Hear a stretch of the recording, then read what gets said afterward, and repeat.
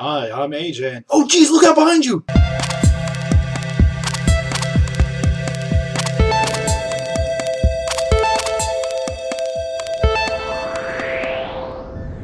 And welcome back to Extraordinary Times. First story of the day, throwback to the whole Fast and Furious debacle thing going on, where everybody was accusing the Attorney General of wrongdoing and all that different stuff.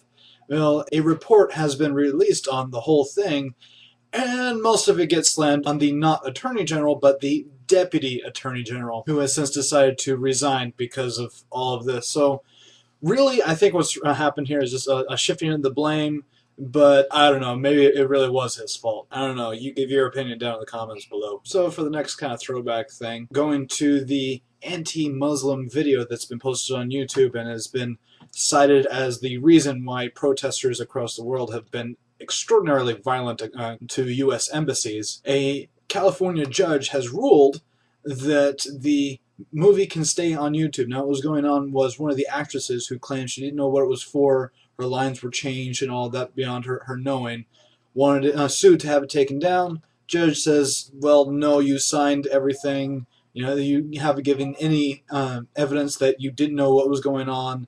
And, well, freedom of speech, it stays up. So, yay for that. Of course, we all know that that movie isn't the real reason for the protest, just an excuse for terrorism and all of that. And, well, evidently the White House finally agrees with, the rest of the world. For the longest time, the White House has been putting out that, it was all because of the movie, and that this is all a coincidence that it's happening all over, and they're all just mad about the same thing, so maybe we should appease them. That's the message I was getting anyway. Well, now the spokesman for the White House, Carney, has come out and said, yeah, okay, it's self-evident that this is terrorism. So even the people who don't want to let it be known that terrorism still happens and having to admit this. So, yeah, finally. And it's stupid trying to cover things up like that might actually make people angry enough to do something stupid, like this man in Austin named Bud Johnson, sorry for the name, who hung an empty chair from his tree in his front yard to symbolize President Obama. Now, he didn't actually hang it with a hangsman's noose. That's actually an illegal knot to tie, just so you know. He just hung it up, put a tree there. It was symbolizing Clint Eastwood's empty chair thing at the RNC a couple weeks ago. If you didn't watch that, go watch it. Well, some people decided to take it as racist. They saw it as a symbol of the president, and they're like, oh, he's trying to hang a black president from a tree. Yeah, he probably didn't think that one all the way through is all it was. He was taking it down as soon as other people went to look at it, like news feeds went to look at it, and were like, yeah, he's taking it down. Simply because, well, he didn't realize the correlation. He's kind of an older gentleman, so don't get angry at him for it. He did, change his action, but I think the statement still stands. And on to a different kind of political news. Over in Tennessee, well, it's football season, so, college football's all revving up and getting going. And the University of Tennessee has an interesting pregame ritual wherein they stop everything that's going on, all the noise, and have a quick prayer. Now, the Freedom from Religion Foundation has taken offense to this and has tried to tell them it's unconstitutional, that they deserve religious freedom. This isn't a private college; it's a public college. Government funded, and so really need to stop this. The officials looked at it and went, "Well, you don't have to listen to the prayer. We're not forcing you to do anything, so there's no real complications going on here." I'm of two minds of this because it is a public funded college, but at the same time, they're right. People don't have to listen to the prayer. They can just go off and buy a hot dog or something while the prayer's going. It's just an annoyance.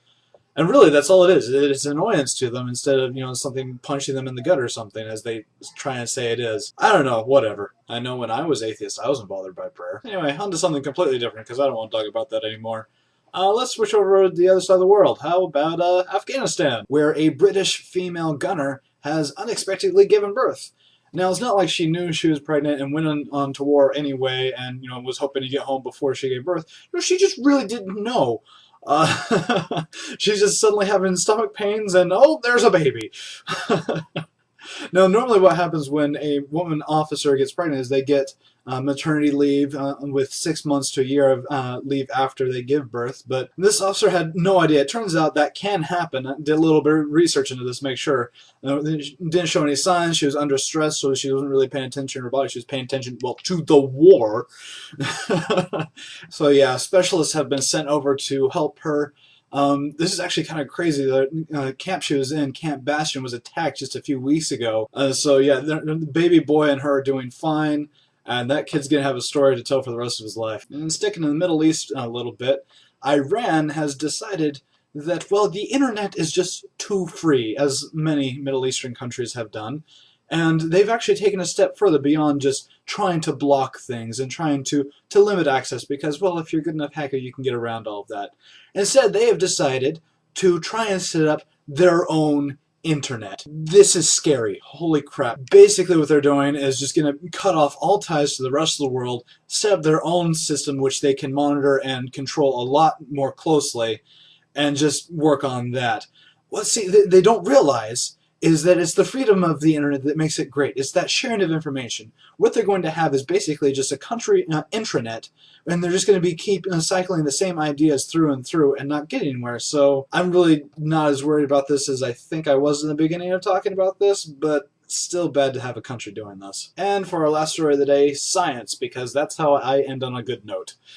Scientists over in Scotland have developed something rather revolutionary if you think about it. Clear soil. Literally see-through earth. The whole reason they've done this is so that they can plant, well, plants in it and watch the roots. Roots are notoriously difficult to watch and to study simply because as soon as you pull them out, they change their shape and their structure and all of that. So really, we have no idea what they're like when they're growing in the ground until now. This is absolutely crazy. Now, it's not actually, just earth that they've washed off and cleaned and shined or whatever. This is actually a new compound. Not quite as good as normal soil, but good enough that they are able to look at it, introduce bacteria that they modified a bit with glowing genes so they could see it through, and watched it grow on the roots. So absolutely amazing. I just can't wait to see what comes out of this. Anyway, thank you so much for joining me. Like if you liked it over here, favorite over here, subscribe up there. Share us with your friends all over the place. I don't care wherever, because whatever works.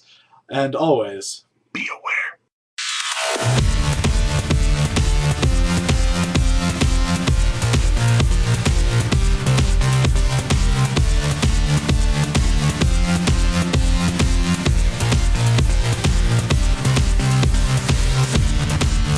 I'm just going to restart all of this.